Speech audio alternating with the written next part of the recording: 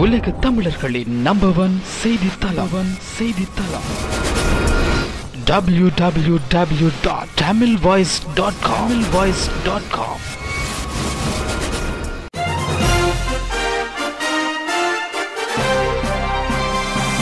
எட்டு திக்கு செய்திகளையும் ஒரே பார்வையில் தரும் தமிழ் பொய் செய்திகள்.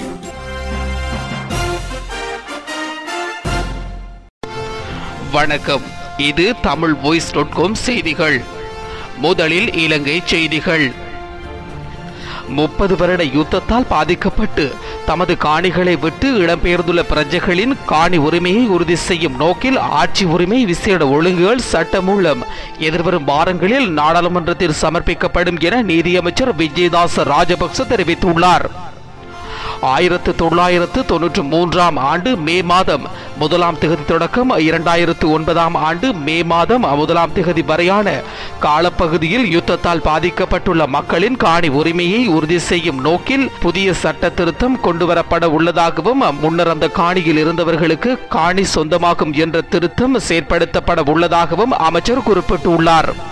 தற்போதுள்ள ஆட்சி உரிமை சட்டத்தின்படி 10 வருடங்களுக்கு குறையாமல் ஒரு காணியில் இருப்பவருக்கே அந்த காணி சொந்தம் என்ற சரத்தினால் வடக்கு மற்றும் கிழக்கு மக்களுக்கு அநீதி ஏற்படும் என்றும் அதனை தவிர்க்கவே விசேட திருத்த சட்டம் மூலம் கொண்டுவரப்பட உள்ளதாகவும் நீதியமைச்சர் கூறியுள்ளார். மத நல்லிணத்திற்கான சர்வதேச குழு வடக்கு மற்றும் கிழக்கு மக்களின் காணி உரிமையை உறுதி செய்யுமாறு கோரிக்கை விடுத்துள்ளதாக நீதியமைச்சர் விஜயதாச ராஜபக்ச மேலும் தெரிவித்துள்ளார்.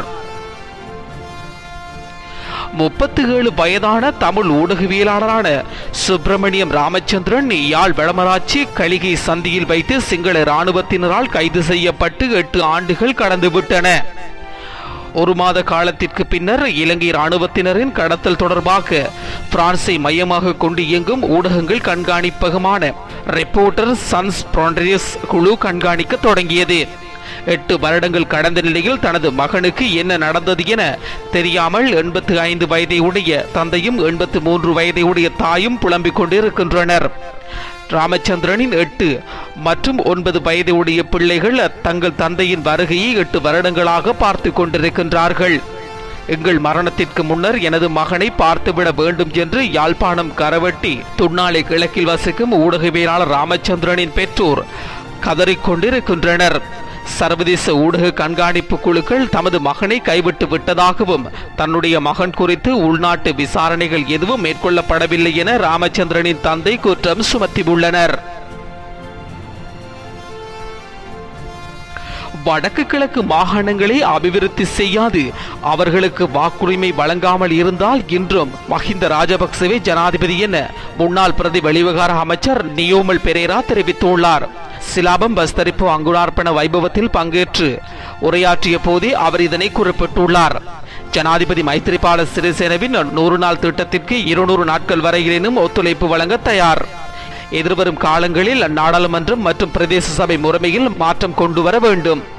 நல்லாட்சி திட்டத்தின் கீழ் அபிவிருத்திக்காக 18.5 கோடி ரூபாய் நிதி ஒதுக்கீடு செய்யப்பட்டுள்ளதாகவும் அவர் தெரிவித்துள்ளார். 19வது திருத்தச் சட்டம் குறித்து ஜனாதிபதி மைத்திரிபால சிறிசேனவின் நிலைப்பாட்டை பகிரங்கமாக அறிவிக்குமாறு ஜேவிபி கோரிக்கை விடுத்துள்ளது. ஜேவிபியின் தலைவர் அனுரகுமார் திசாநாயக்க இந்த கோரிக்கையை முன்வைத்துள்ளார்.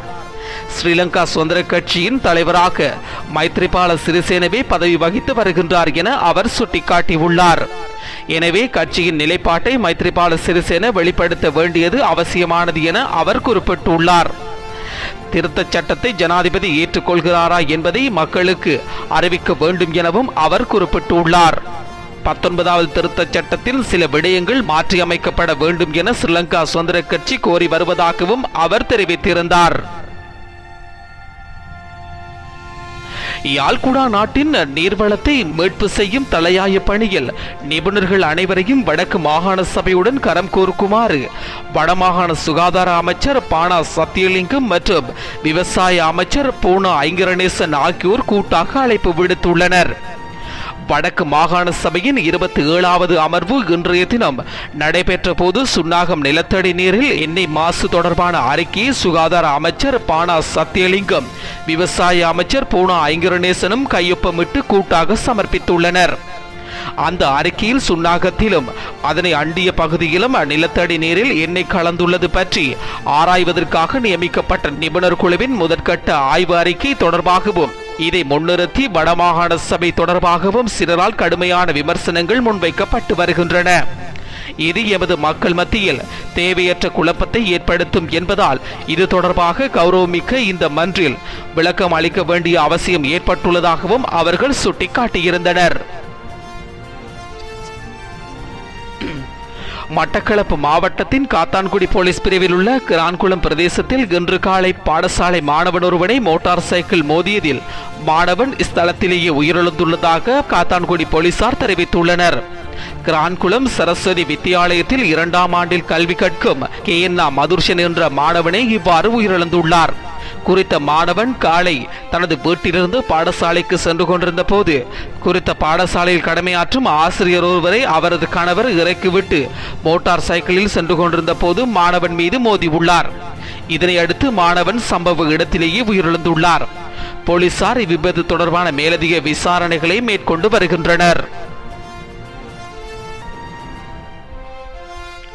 சுனாமிக்கு பின்னர் வடக்கில் வீடுகளை நிர்மாணிப்பதற்கு கடந்த அரசாங்கத்தினால் 2006ஆம் ஆண்டு உருவாக்கப்பட்ட நிர்வாகம் ஒரு வீட்டை கூட நிர்மாணிக்காமல் 1470 லட்சம் ரூபாவை மோசடி செய்துள்ள சம்பவம் தொடர்பில் விசாரணைகள் முன்னெடுக்கப்பட உள்ளதாக போலீஸ் விசேட விசாரணை குழு அறிவித்துள்ளது. இந்த சம்பவத்துடன் தொடர்புடையவர்கள் என்ற சந்தேகத்தின் பேரில் 3 கைது செய்துள்ளதாக போலீசார் தெரிவித்துள்ளனர். இந்த விவகாரத்துடன் தொடர்புடையவர்கள் என்று கூறப்படும் நாடாளுமன்ற உறுப்பினரை கைது செய்வதற்கும் நடவடிக்கை எடுத்துள்ளதாக அப்பிரிவு மேலும் அறிவித்துள்ளது. விசேட போலீஸ் பிரிவின் போலீஸ் பணிப்பாளர் போலீஸ் அதிகாரி மேவன் சில்வா தலைமையிலான குழுவே விசாரணைகளை முடக்கிவிட்டுள்ளது. இந்த விசேட குழுவினால் கடந்த 2 மாதங்களாக முன்னெடுக்கப்பட்ட விசாரணைகளில் வீடுகளை நிர்மாணித்து கொடுப்பதாக பொறுப்பேற்றுக் கொண்ட நிறுவனத்தின் தெகிவளை, கொழும்பு மற்றும் வவுனியா ஆகிய இடங்களின் முகவரிகள், தொலைபேசி இலக்கங்கள் மட்டுமின்றி அந்த நிறுவனமே போலியானது என்றும் கண்டறியப்பட்டுள்ளது. முன்னாள் பிரதி அமைச்சர் விநாயகமூர்த்தி முரளிதரனை விசாரணை செய்யுமாறு இலங்கை உலமா கட்சி தலைவர் முபாரக் அப்துல் மஜித் காணாமல் போனோரை கண்டறியும் ஜனாதிபதி ஆணைக்குழுவிடம் வேண்டுகோள் விடுத்துள்ளார். கல்முனையில் இடம்பெற்ற காணாமல் போனோரை கண்டறியும் ஜனாதிபதி ஆணைக்குழுவின் முன் உலமா கட்சி தலைவர் மௌலவி முபாரக் அப்துல் மஜித் சாட்சியமளித்துள்ளார். இதன்போது 1990ஆம் ஆண்டு புலிகளால் கைது செய்யப்பட்டு காணாமல் போன தனது சகோதரர் அக்ரம் மற்றும் தந்தை சம்பந்தமாகவும் முன்னாள் அமைச்சர் முரளிதரனிடம் விசாரிக்கப்பட வேண்டும் என வேண்டுகோள் விடுத்துள்ளார்.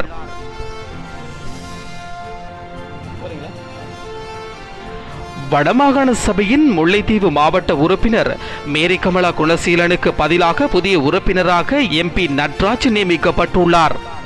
வடமாகாண சபை உறுப்பினர் பதவியை சுழற்சி முறையில் வகிப்பதாக வடமாகாண சபை உறுப்பினராக பதவியேற்ற போது மேரி கமலா குணசீலன் உறுதிமொழி வழங்கியிருந்தார். அதன் அடிப்படையில் 1 வருடம் நிறைவடைந்ததை அடுத்து அவருடைய உறுப்பினர் பதவியை ராஜினாமா செய்தார். அவரது இடத்திற்கு முன்னாள் வவுனியா கோட்டக்கல்வி பணிப்பாளர் MP நட்ராஜ் நியமிக்கப்பட்டுள்ளார். இதனை அடுத்து அவர் இன்றைய தினம் மாகாண சபை அமர்வில் கலந்து கொண்டுள்ளார். முல்லைத்தீவு மாவட்ட மக்களின் மிகவும் பிரச்சனையாக உள்ளது மின்சார பிரச்சினை. 100 நாள் வேலை திட்டத்தில் மைத்ரி அரசாங்கம் கூறியுள்ளது அனைவரும் மின்சாரம் கிடைக்கும் என. ஆனால் இங்கு நடப்பது வேறு விதமாக உள்ளது. முல்லைத்தீவு மின்சார சபையினர் மக்களை வாட்டி வதைக்கும் செயலால் மக்கள் மிகவும் வேதனையும் மன உளைச்சலையும் அடைந்துள்ளனர். மக்கள் தங்கள் வீட்டுக்கு தேவையான மின்சார இணைப்பை பெற்றுக்கொள்வதற்கான விண்ணப்ப படிவம் திங்கட்கிழமை மற்றும் புதன்கிழமைகளில் மட்டுமே வழங்க முடியும். இவ்வாறு விண்ணப்ப படிவங்கள் வழங்க முல்லைத்தீவு மின்சார சபை அலுவலகத்துக்கு செல்லும் மக்களை மின்சார சபையினர் காலை 8 மணியிலிருந்து மாலை 2 மணி வரை அலுவலக வாசலில் காவல் காக்க வைத்துவிட்டு விண்ணப்ப படிவங்களை பெற வேண்டிய அதிகாரிகள் மக்களை கண்டுகொள்ளாமல் அவர்கள் தொலைபேசியும் கையுமாக இருந்துவிட்டு 2 மணிக்கு பின்புதான் விண்ணப்ப படிவங்களை பெற்றுக்கொள்கிறார்கள். இவர்களின் இவ்வாறான செயற்பாடுகளால் மக்கள் அவல நிலைக்கு உள்ளாகியுள்ளதாக குற்றம் சுமத்தப்பட்டுள்ளது.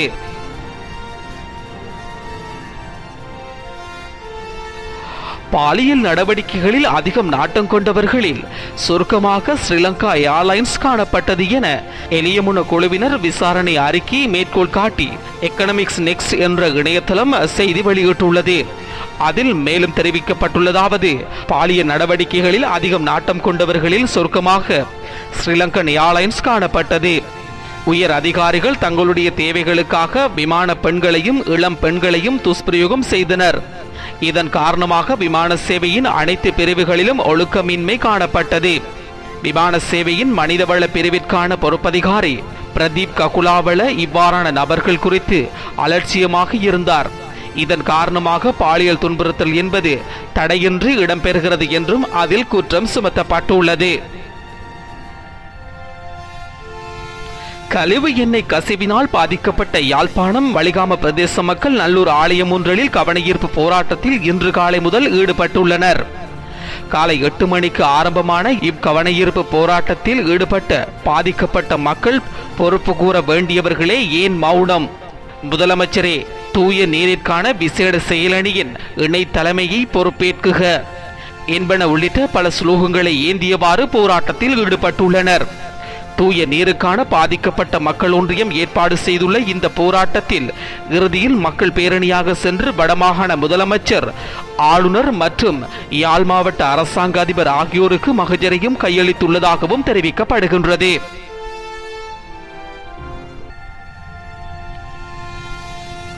வடக்கு முஸ்லிம்களின் வெளியேற்றம், அகதி பிரச்சனைகள், மீள்குடியேற்றம் தொடர்பான பிரச்சனைகள் மற்றும் தேவைப்பாடுகள் தொடர்பாக வடக்கு முஸ்லிம் பிரஜைகள் குழு ஆஸ்திரேலிய தூதராலய உயர்ஸ்தானிகர் எம் ராபின் மோடியுடன் இன்று செவ்வாய்க்கிழமை மன்னாரில் விரிவாக கலந்துரையாடியுள்ளனர்.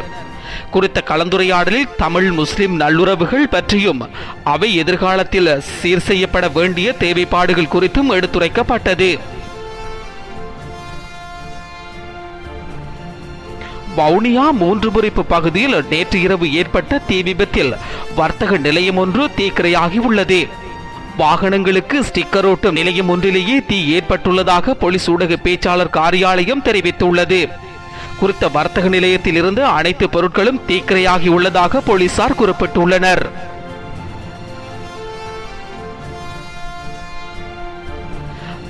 தமிழ் நாடகம் திரைப்படத்துறையில் திறமையான நடிகையாகவும் வானொலி தொலைக்காட்சி ஒளிபரப்பாளராகவும் விளங்கிய கமலினி கடுமையான சுகையினமுற்றிருந்த நிலையில் காலமாகியுள்ளார். இலங்கை ரூபவாகினியில் ஒளிபரப்பாளரான அருணா செல்லத்துறையின் நெறியாள்கையில் KS பாலச்சந்திரன் எழுதிய திருப்பங்கள், S ராமதாஸின் எதிர்பாராது, SS கணேசப்பிள்ளை எழுதிய சமூக சேவகி போன்ற பல தொலைக்காட்சி நாடகங்களில் நடித்து புகழ்பெற்ற கமலினி செல்வராஜன் ரூபவாகினியிலும் ITN தொலைக்காட்சியிலும் நிகழ்ச்சிகளை தயாரித்து வழங்கி வந்தார் என்பது குறிப்பிடத்தக்கது. தொடர்வது இந்திய செய்தி.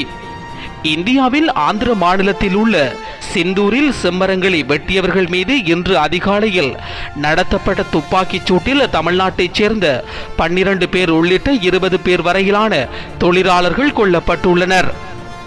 திருப்பதியில் உள்ள சேசாலம் வனப்பகுதியில் ஸ்ரீவாரிமெட்டு என்ற இடத்தில் இன்று காலை நடந்த இந்த சம்பவத்தில் 20 பேர் ஆந்திர மாநில வனத்துறையினரால் சுட்டுக் கொல்லப்பட்டுள்ளனர். செம்மரங்களை வெட்டி கடத்துவதற்காக தமிழ்நாட்டில் உள்ள வேலூர், திருவண்ணாமலை உள்ளிட்ட மாவட்டங்களிலிருந்து சென்ற கூலி தொழிலாளர்களே சுட்டுக் கொல்லப்பட்டுள்ளதாகவும் தெரிவிக்கப்படுகின்றது. அடுத்து வெளிநாட்டு செய்தி. சுவிட்சர்லாந்து நாட்டிற்கு தஞ்சம் கோரி வரும் அகதிகளுக்கு அமைதியையும் உரிய இடத்தையும் வழங்க வேண்டும் என சமூக ஆர்வலர்கள் வலியுறுத்தியுள்ளனர். ஈஸ்டர் திருநாளில் பேர்ன் நகரில் உள்ள கர்ச்சன் ஃபீல்ட் என்ற பாலம் வழியாக நடந்த ஊர்வலத்தில் சுமார் 450 சமூக ஆர்வலர்கள் கலந்து கொண்டனர். ஊர்வலத்தில் கலந்து கொண்டவர்கள் சுவிட்சர்லாந்திற்கு வரும் வெளிநாட்டு அகதிகளுக்கு தகுந்த அந்தஸ்துகளை வழங்கி அவர்களுக்கு உரிய மரியாதையினை காக்கும் வகையில் அவர்களுக்கு உரிய இடத்தை வழங்க வேண்டும் என வலியுறுத்தியுள்ளனர். உலகம் முழுவதும் சுமார் 50 மில்லியன் மக்கள் போர் காரணங்களாலும் அடிப்படை வசதிகள் கிடைக்காததாலும் தாய்நாட்டை விட்டு வெளிநாடுகளுக்கு தஞ்சம் கோரும் நிலை ஏற்பட்டுள்ளதாக அவர்கள் தெரிவித்துள்ளனர். இத்துடன் தமிழ் voice.com செய்திகள் நிறைவுக்கு வருகின்றது. இந்த செய்திகளை விரிவாக வாசிக்க தமிழ் voice.com என்ற இணையதளத்தை பார்வையிடுங்கள். எமது அடுத்த செய்தியினை நாளை நீங்கள் கேட்கலாம்.